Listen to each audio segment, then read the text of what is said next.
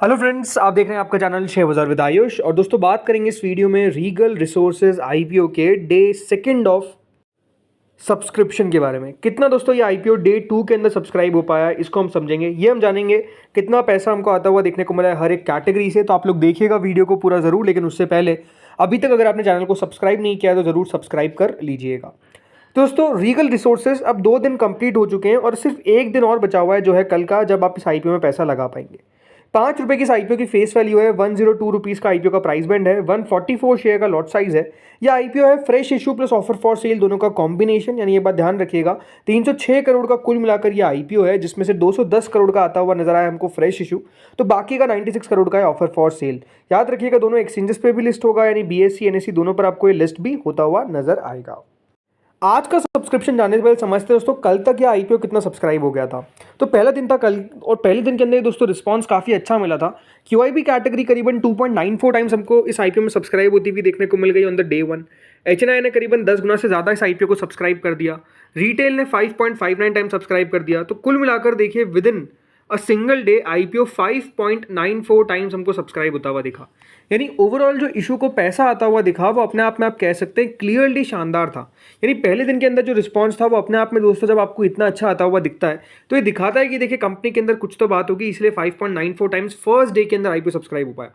लेकिन आज कितना सब्सक्राइब हुआ, आज कितना डिफरेंस आया, चलिए सीधे इसके ऊपर बात करते हैं। सो देखिए सेकंड डे क्यूआईबी कैटेगरी की तरफ से कह सकते हैं उतना ज़्यादा पैसा निकल कर नहीं आया डे 2 को, जितना पहले दिन हमको देखने को मिला, मतलब कम ही है। बट मैंने हमेशा आपको एक बात कही है कि पहले और दूसरे दिन ज़्यादा आप क्यूआईबी का पैसा नहीं भी आता हुआ देखते हैं तो it's not a very big thing कि वो नेगेटिव हो गया कि अरे क्यूआईबी का तो पैसा ही नहीं आ रहा है। क्यूआईबी का पैसा नहीं आ रहा है तो इसमें कोई घबराने वाली बात नहीं है अगर फर्स्ट और सेकंड डे हो रहा है। थर्ड डे बहुत इंपॉर्टेंट होता है, आखिरी दिन क्यूआईबी का पैसा आना चाहिए, नहीं आता है आखिरी दिन तो अपने आप में आप कह सकते हैं प्रॉब्लम है। अभी तक अगर आप देखेंगे 60 लाख शेयर ऑफर किए गए थे, 2 करोड़ 1 लाख शेयर के लिए एप्लीकेशन आई है, जो करीबन 205 करोड़ होता है। कल का दिन देखना दिलचस्प होगा। अब ये बात ध्यान रखिएगा, जो 205 करोड़ है ना, इसमें से किस किसने पैसा लगाया, राइट। तो इसमें से याद रखिएगा 46 लाख शेयर्स के लिए, 2 करोड़ शेयर में से 46 लाख शेयर्स के लिए अप्लाई किया गया from the FII category. 99,000 shares के लिए अप्लाई किया गया by the DII category. Mutual funds ने 2,000 शेयर के लिए, तो अदर्स कैटेगरी ने करीबन 1 करोड़ 54 लाख शेयर्स अभी तक लगा दिए।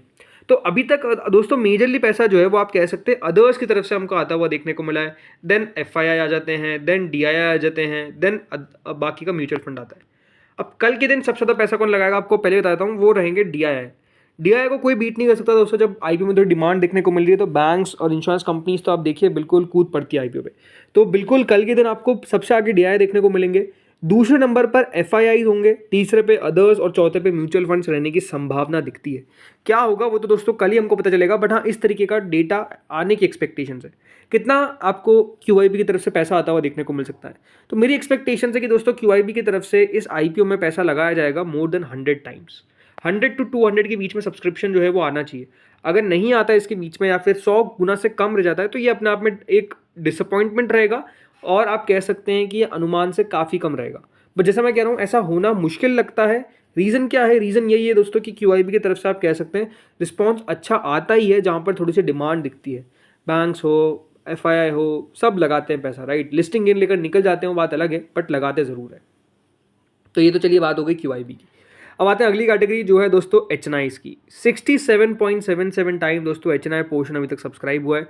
45 लाख शेयर के सामने 30 करोड़ शेयर के लिए अप्लाई कर दिया गया है, जो करीबन 3,110 करोड़ होता है। यानी ओवरऑल जो रिस्पांस आता हुआ दिखा है from the HNI category, again it's quite good. 3,000 crore से ऊपर अगर आप देखेंगे पैसा आ चुका है। अब यहाँ पर जो बिग एचएनआई कैटेगरी है वो 64.85 टाइम सब्सक्राइब हुई है। इसका मतलब क्या है कि 30 लाख शेयर ऑफर किए गए थे और अभी तक 19 करोड़ शेयर के लिए एप्लीकेशन आ चुकी है, जो करीबन 1,984 करोड़ होता है। यानी बिग एचएनआई की तरफ से आप देखेंगे तो दमदार तरीके से आईपीओ में पैसा लगाया जा रहा है, ये क्लियरली नजर आता है। लेकिन अब सवाल ये उठता है कि अगर बिग एचएनआई ने इतना आईपीओ को सब्सक्राइब कर दिया है तो और कितना तक जा सकता है। पहली बात तो देखिए अभी 64 टाइम सब्सक्राइब हुआ है, राइट। तो आप मान के चलिए कि जो सब्सक्रिप्शन है वो क्लोज टू 13 में से 1 को मिलता हुआ दिख रहा है अभी क्या, और ये ऑब्वियस सी बात है बढ़ता हुआ दिखेगा। अब अभी तक तो दोस्तों पैसा कितना लगा है, करीबन 2,000 करोड़ के आसपास लगभग। अब जो आखिरी आईपीओ जिसमें बहुत तगड़ा सब्सक्रिप्शन हमने देखा था किसका, एचएनआईज का, वो था हाईवे इंफ्रास्ट्रक्चर। उतना पैसा मुझे लगता है कि नहीं आ पाएगा, उतना तो नहीं आ पाएगा ऐसा लगता है। बट स्टिल मेरे हिसाब से देखिए अगर 10,000 करोड़ तक भी लगा देता है या फिर 8,000 करोड़ तक भी लगा देता है, कौन, एच एन आई अभी तक तो 2000 करोड़ रुपए लगा है, मतलब आप समझिए 4 गुना और पैसा आता है। तो यहाँ पर ये जितना सब्सक्रिप्शन दिख रहा है इसको आप 4 गुना और मल्टीप्लाई कर दीजिए, यानी सब्सक्रिप्शन एक्सपेक्टेशन है कि बिग एच एन आई का जो है वो 250 गुना तक जा सकता है। 250 गुना का मतलब ये है कि अगर आपने इस आई में अप्लाई किया है in the big H N I category तो आपके चांसेस है अलॉटमेंट के लगभग 50 में से एक, लगभग 50 में से एक। अब हो सकता है कि इससे कम रह जाए, हो सकता है इससे ऊपर निकल जाए, बट हाँ एक्सपेक्टेशंस तो इसी की है।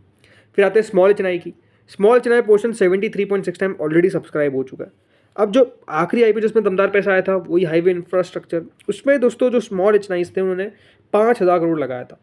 बट अगर मैं हाईवे इंफ्रास्ट्रक्चर को ना लेके मान के चलते हैं जैसे कि श्री लोटस था, राइट, श्री लोटस आईपीओ में जो स्मॉल एच एन आई थे उन्होंने पैसा लगाया था करीबन 4000 करोड़ के आस 4500 करोड़ के आसपास, यानी यहाँ से भी दोस्तों मान के चलिए और आपको पैसा आता हुआ देखने को मिलता है 3000 करोड़ और। तो ये दिखाता है कि यहाँ से और आपको 3-4 गुना अगर सब्सक्रिप्शन आ गया, मान लीजिए चलिए 3 गुना ही मान के चलते हैं, तो जितना सब्सक्राइब हुआ है उतने में अगर स्मॉल एच एन आई है तो 219 में से एक को अलॉटमेंट लगेगा। इस तरीके की पॉसिबिलिटी आ जाती है स्मॉल एच एन आई में।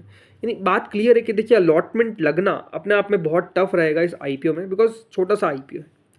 देन आते हैं रिटेल पे। रिटेल कैटेगरी ने 21 गुना 22 गुना मोटा मोटी आईपीओ को सब्सक्राइब कर दिया है, 2300 करोड़ रुपए लगा दिए। अब रिटेल भी दोस्तों अच्छा आईपीओ में 5-6 करोड़ रुपए लगा ही देती है, मतलब रिटेल यहाँ से डबल तो ऑब्वियस सी बातें होता है, वह दिखेगा ही दिखेगा 40, बट मेरे सबसे 50 गुना सब्सक्रिप्शन जाएगा नहीं, हर 50 में से एक को मिल सकता है अलॉटमेंट। वही total 26.41 times which is 5647 crore 5657 crore अभी तक आते हुए दिखे। सब्सक्रिप्शन अपने आप में देखिए दमदार आता हुआ दिख रहा है। मेरे हिसाब से देखिए सब्सक्रिप्शन और बढ़ता हुआ दिखेगा, कितना बढ़ता हुआ दिखेगा ये अपने आप में एक सवाल है, बट नो डाउट ये आईपीओ अच्छा सब्सक्राइब होगा। अब आप सवाल पूछ सकते हैं कि क्या करना चाहिए आईपीओ में। देखिए कंपनी अपने आप में बढ़िया है एटलीस्ट फॉर लिस्टिंग गेन्स, तो मतलब लिस्टिंग गेन तो दोस्तों ये देखा जाएगा, इस प्रकार की पॉसिबिलिटी लगती है। अगेन आपको कोई रिकमेंडेशन नहीं कि आप अप्लाई करें फिर अवॉइड करें, ना हम राय देते हैं कि आप अप्लाई करें फिर अवॉइड करें, वो तो अपना आप फाइनेंशियल एडवाइस आप कंसल्ट करिए। बट अगर आप मुझसे पूछते हैं कि on the face of it मुझे कैसा लग रहा है, तो ये मैं आपको सकता हूँ कि मैं अप्लाई ज़रूर करूँगा इस आईपीओ में। और क्यों अप्लाई करूँगा? For listing gains. मेरे तरफ से देखिए लिस्टिंग गेन होते हुए देखने को मिलेंगे। लॉन्ग टर्म की स्टोरी अभी हम मैं बात नहीं करूँगा ज़्यादा कि लॉन्ग टर्म के लिए इसमें रुकना चाहिए या फिर नहीं रुकना चाहिए। मेरे हिसाब से देखिए डिमांड जहाँ पर भी अभी आईपीओ में आ रही है वहाँ पर आपको पैसा बनता हुआ दिखेगा, और जहाँ पर डिमांड नहीं आती हुई दिख रही है वहाँ पर पैसा बनना बहुत मुश्किल है।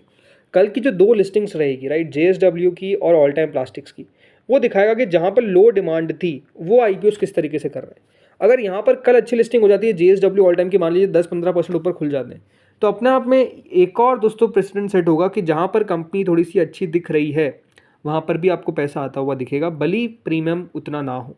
सो आई थिंक वो कल के दिन पता चलेगा कि क्या होने वाला है। सो कल का लिस्टिंग्स बहुत इंपॉर्टेंट है, राइट।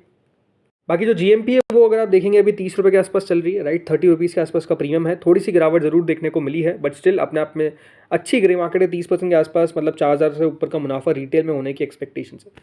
तो अब देखते हैं दोस्तों आगे होता क्या है। इस वीडियो में तो इतना ही था। अगर आपको अच्छा लगा तो लाइक करिएगा, चैनल से पहली बार जुड़े सब्सक्राइब करिएगा। Thank you friends for watching this video.